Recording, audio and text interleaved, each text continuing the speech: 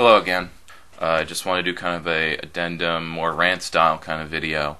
I just got finished doing Capitol Press Room, and it was a good experience. It's a good show with good people, and the host was nice. So my complaints of the kind of assumptions that journos usually have. So two things that came up, and she brought up Dan McCoy, mentioned him as the front runner, which I don't consider him to be. When you win 60% of a primary vote with 20% of registered Dems, I don't consider you the front runner as far as the popularity vote is concerned. Hopefully that, radical politics can make a new voters, and you will be one of them after watching a video like this or independent media. So she brings up McCoy, and it's basically up to me to prove that he isn't a leader on the bomb trains. He organized a conference, which any activist can do, and has done. We've done it twice already before him. But he did it with sheriffs and experts from Lac-Mégan, and he sent a strongly worded letter to the federal authorities. So the burden of proof is on me to tear him down as being progressive or something like that, about how I will be stronger on the bomb trains. So thankfully I think I was able to shift, mentioning that we'd institute a fee per car. The risk can be translated into money on the local level for sustainable energy, or energy that's actually for us and not for export, as all of the frack gas going through proposed pipelines will be carrying. They have no local customers. So that's a different kind of rant about pipelines. See, the other point that annoyed me after the fact, but during it as well, is, and if you listen to it, and I encourage you to listen to it, when talking about, she asked for county issues, and I named things like poverty, homelessness, or jobs being shipped overseas, and I refer to global issues like banking, our banking system, our entire economic system. And she corrects me to say that these are not local issues. Excuse me, if people are poor because of international finance, then we need to talk about international finance. But programs either that are state-focused, local-focused, they only focus on that. They can't see it wider. They don't have perspective. Slavery in Myanmar affects us because if international law, represented by the Trans-Pacific Partnership, currently still in negotiation, it's getting rougher, that's a good thing. If slavery is okay in Myanmar, then it could be okay here. It really could be. If not as it exists there, but it will exist in a different form.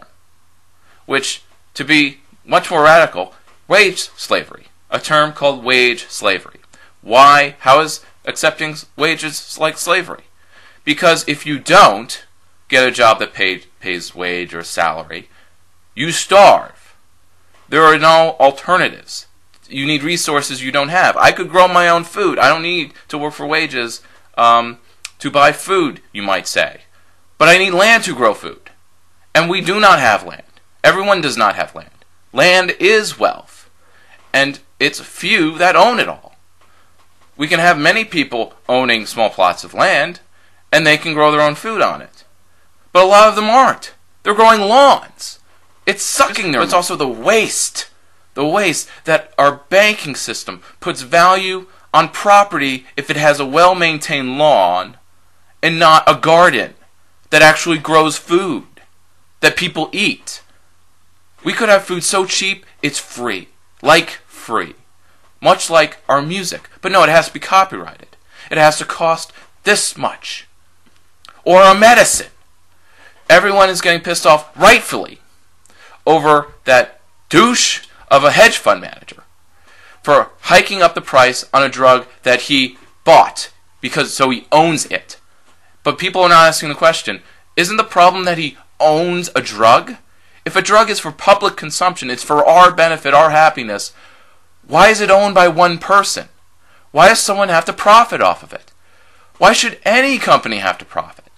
Kickstarter is going to reform, at least I saw the story on it, into a public benefit corporations, similar to a power authority or your local water board.